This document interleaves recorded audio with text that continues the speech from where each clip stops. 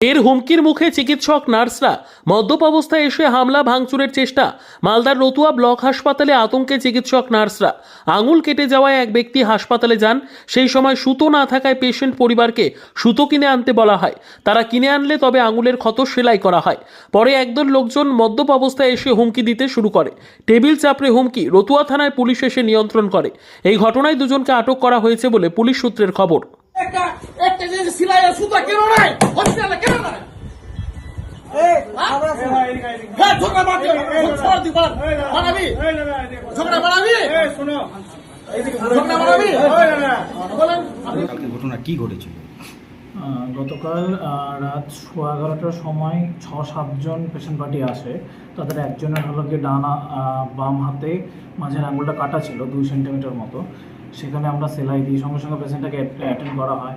সেলাই দিয়ে আমরা যা যা ট্রিটমেন্ট করা, রক্ত পড়ছিল এবং যা যা ট্রিটমেন্ট করতে হয় সমস্ত কিছু আমরা দিই, ইনজেকশন যা যা দেওয়ার। এরপরে পুরো প্রসেসটাতে সমস্ত কিছু আমাদের হসপিটালে অ্যাভেলেবল থাকলেও যে সেলাই করার সুতোটা হয় সেটা আমাদের কাছে ছিল না, সেটা আমরা কিনতে পাঠাই। তারা কিনে আনে, সেলাই দেওয়া হয় পুরোটাতেই। এবং যখন সমস্ত কিছু কমপ্লিট হয়ে যায় তখন তারা একটা অভিযোগ জানাতে শুরু করে যে হলো কি সুতোটা কেন কিনে আনতে হচ্ছে, কেন হাসপাতালে নেই। এবং এই পুরো প্রসেসটাতে তারা হলো মদ্যপ অবস্থায় ছিল, মুখ দিয়ে মদের গন্ধ বেরোচ্ছে। তারা তারপরে রীতিমতো চেঁচামেচি শুরু করে, টেবিল থাপানো শুরু করে, বাজে কথাবার্তা, এটা ওটা, দিদিদের ওপর চিৎকার, সমস্ত কিছু শুরু করে। দিয়ে আমরা সঙ্গে সঙ্গে হলোকে থানায় ফোন করি। থানা থেকে এসআই বাবু সঙ্গে সঙ্গে কিছুক্ষণের মধ্যেই আসেন এবং পুরো ব্যাপারটাতেই তাদেরকে নিয়ে যান। থানা থেকে ভালো পজিটিভ রিভিউ আমরা পেয়েছি।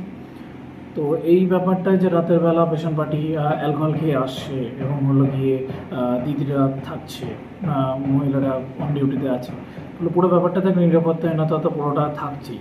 অ্যালকোহলিক পেশেন্টরা মাঝে মাঝে এরকম, এটা হামেশাই মাঝে মাঝে হতে থাকে, বলে পুরো ব্যাপারটা একটু উদ্বেগের। আচ্ছা,